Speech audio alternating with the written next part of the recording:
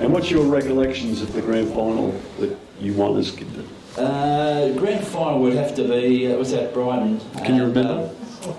Sorry? Can you remember it? I can remember it, mate. Yeah, well done. I've been speaking to Tim this year, he's given me the heads up.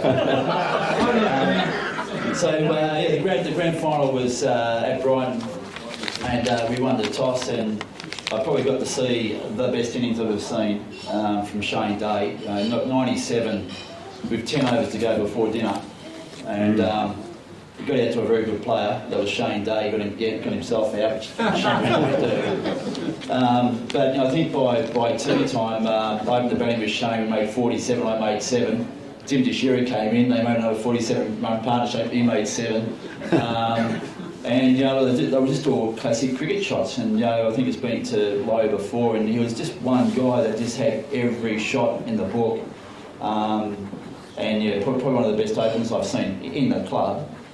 And so I think that just dominated the whole game. From there we sort of led the way. I think the next day we made 240, 260, whatever it was, and they sort of got on top of us, and we sort of had one guy who's now unfortunately not on with us, but Pete Norris came on to bowl and picked up 2 quick wickets and turned the game for us. Like Pete, for anyone who knows Pete, and great man he was. He wanted to be in the action. He didn't want to, he was no bloke you looked at when the heat was on, and he wouldn't be looking at you. He wanted to play. He wanted to be in the action. And he turned the game. 3 overs, he got 2 for 4, as Pete does. And we went on to win it, which was good. And then the next week we had the championship. So, and the funny bit about with Daisy, I think the funny story there, he made 97, and Molly was obviously captain and coach, and they were also in the championship the following week. By the time I got back to the club rooms, Carpy was with Molloy, Steve, in the corner saying, "Oh no, look, Daisy was really scratchy." He got out a couple of times, and he's wrong on the back foot. And anyway, so we're lucky enough to keep Daisy for another week, and he played in the championship, which was a great game, and probably the championship one was what I think about great performances. Brad Deshira, and if anyone knows Brad, and if you get a chance, speak to the country boys. They're good fun, but Brad Deshira is probably one of the laziest players I've met my whole life. No stamina, but he was good for 23 balls in a day, and they were quick. Right. They were very, very sharp. His first ball was a disaster. He had no bowling run-up. He would just... Don't hold back there. He would just look at where everyone bowling, he'd come in and bowl his first terrible ball, and then 23 balls later on he'd be sharp. He took 6 for and scared the opposition out effectively. And we won that game pretty easily. So that was a championship. Who was that against? That was against Box Hill, so I think we owed them one. And, Yeah. You mentioned one of our greats of the club who's played over 300 games, Peter Cawthorne. Yeah, definitely. Started at the club as a 14-year-old, good-looking young blonde, developed.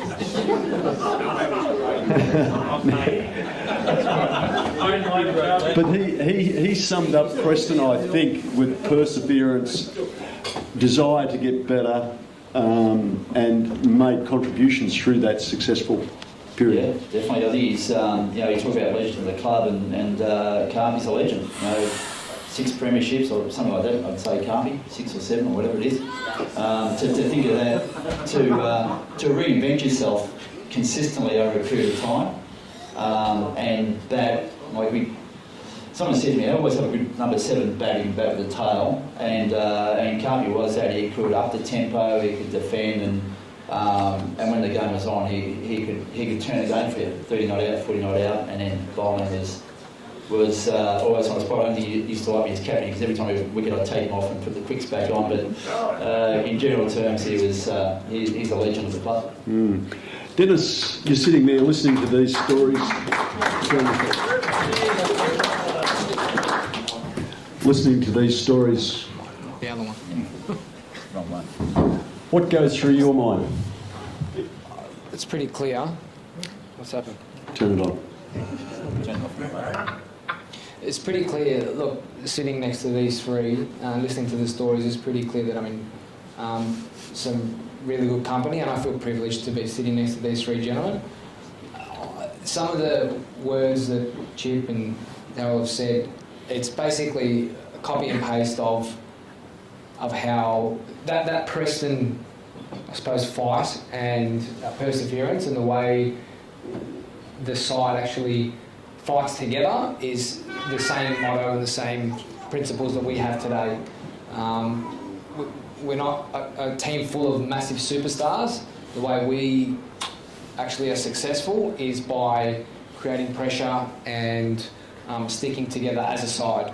So I think, look, listening to these three, it's good to hear the success that's happened in the past, and yeah, I look forward to being part of that from now and into the future. So it's good. Well, last year you were part of it. Yep. You were skipper of the seconds and won pretty convincingly in the finish. Take us through last year. Last year started. Last year was a good year, obviously. It took a little bit to galvanise the side in the beginning. There's a few games before Christmas where we kind of weren't all aligned. So it was my job, obviously, to align all the players, and we had a bit of a theme last year of sticking together. And as long as we're all singing from the same hymn book, as they say, and all understanding each other, understanding each other's emotions, understanding each other's abilities, and supporting each other, that we'd be successful. And obviously that was my job to instill. Like Chip said before, I was pretty fortunate to have a very, very talented side. A lot of those players are playing in our ones this year, and a few have gone on to Premier Cricket this year. So I was fortunate in having a good side, but I think, unlike other clubs like the Qs of the world and the like, what we had was actually that ability to galvanise and support each other consistently throughout the year. And emotions do come into it, and emotions did play a role at various times, but because we were close as mates and as teammates, everyone understood that, okay, when this person gets dismissed, maybe just give him 5 minutes before you go and talk to him about how he should have played a different shot. So the synergy and the balance was there, and I think that's what led to success. You had a couple of young guys, I think one or two of them are here tonight, who did particularly well.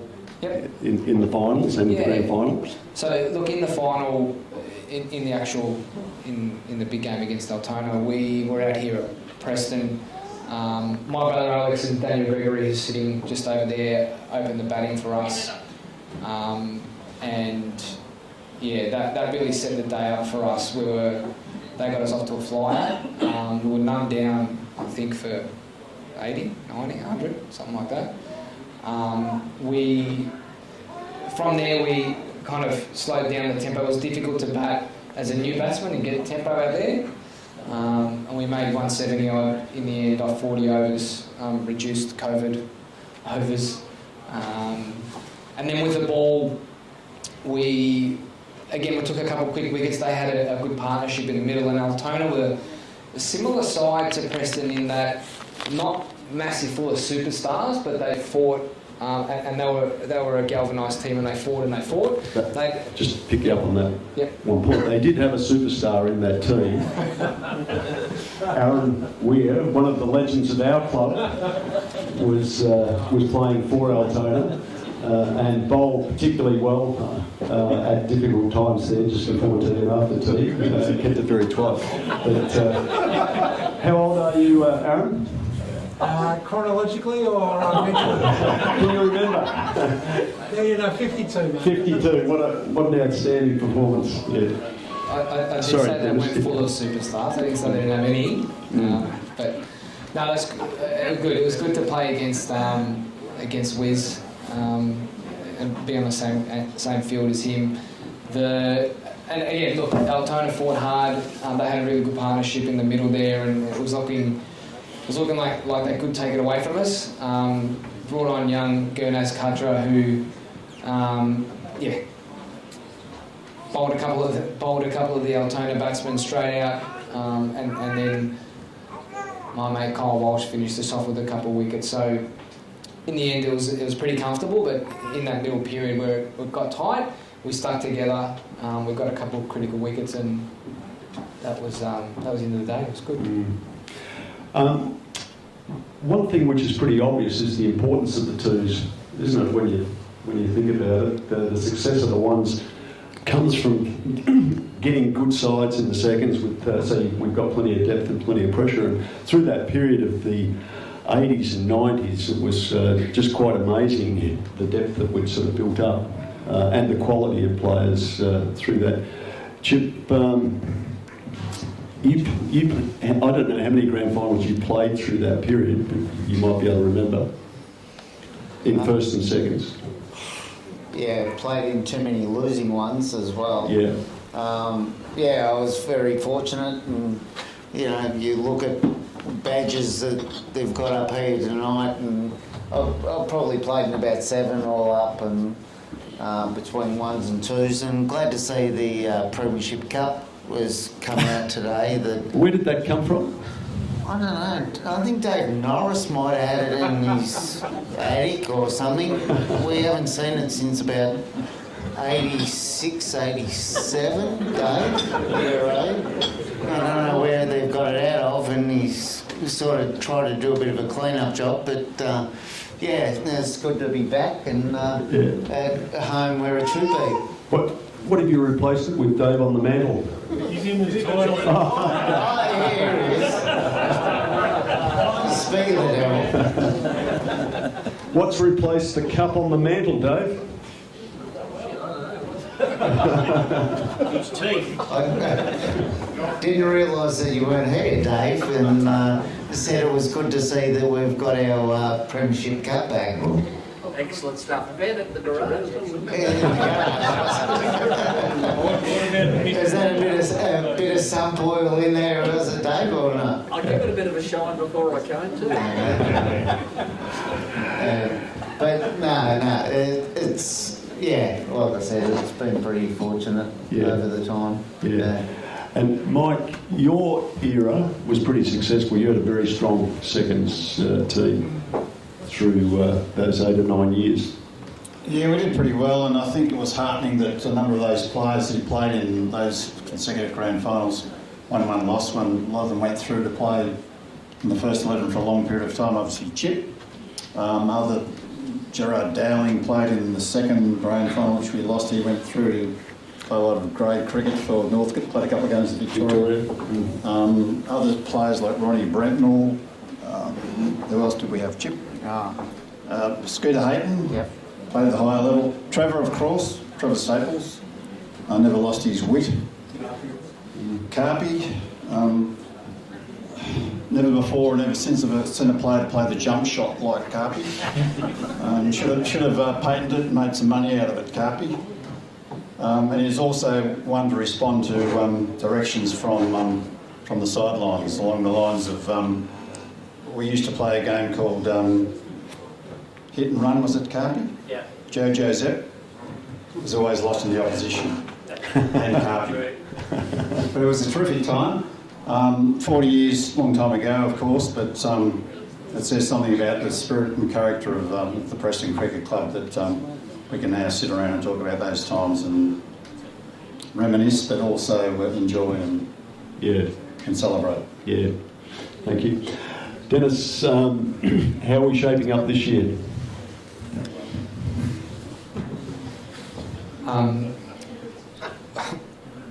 So far, look, I found myself in the ones this year with Mick Stretton. First 3 rounds haven't gone as we'd hoped at the first 11 level. Leck Lewis has taken over from me as skipper in the twos and is doing a good job from all reports. The twos are 2 wins, 1 loss. We're yet to, in the ones we're yet to have a W, but tomorrow we've actually got a game against Coburg here, so we hope to kick off the season with our first win tomorrow. Fantastic. Ladies and gentlemen, put your hands together for our panel tonight. Thank you. Just before you sort of step down, I think coming up, Gus, you might be able to just remind me, the Steve Malloy Cup is being played here this year. We'd love to see as many players, former players, down. We've made contact with Brunswick with a view to getting some of their players down to watch the game against our traditional rivals. It's always tough regardless of positions on the ladder, so if you can get down. When's it going to be, Gus? February? Okay, we'll send out a notice about that. Nick? Well, I get a bit of a recollection from DO about the 9th in a grand final. Lee, no wonder they say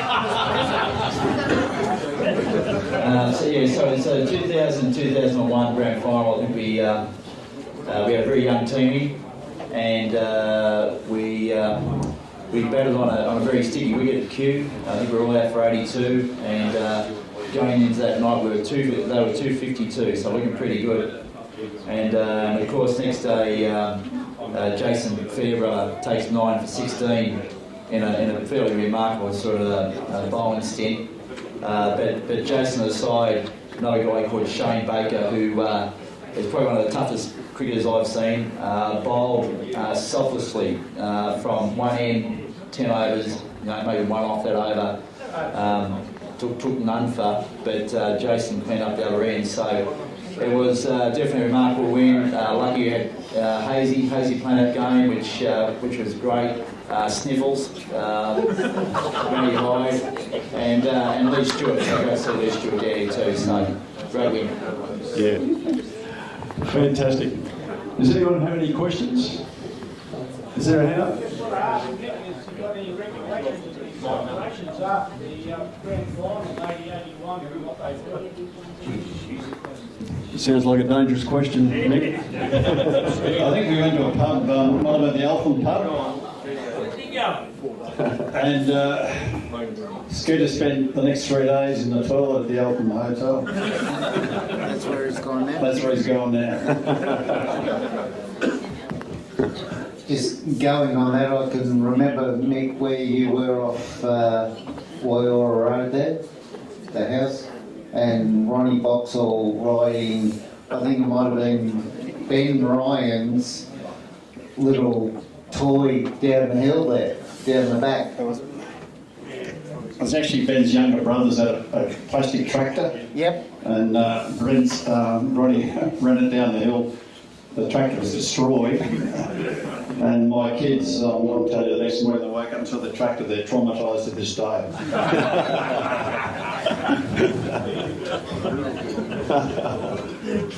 Yeah. Robbo, you were on the game. You played in that era. You must have a question or two, or a secret, or three.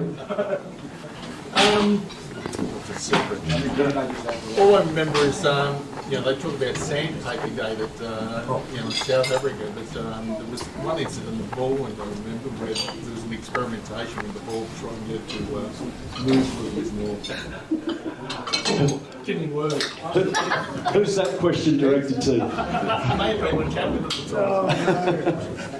Didn't work in Cape Town either. We proved it years ago. Gus, you were part of that era as well. What can you remember? I was just going to comment on the 2 wickets that Peter Norris took in the final at Brighton, and he was hitting us all over the park. And one of the wickets was when Pete pitched one up, and he actually creamed it to Darren at short cover, and I think he caught it under his armpit, didn't he? Or certainly didn't get a hand of it, but stuck Luck there. plays a big part in cricket, mate. So. It stiff. It set the tone for the first wicket. Pete kicked up the second one, W, I believe, so that got us through to that championship. Yeah. Can you give him a send-off, Gus? Actually, Shane Day after the game got the flag and draped around himself and just ran across the bike.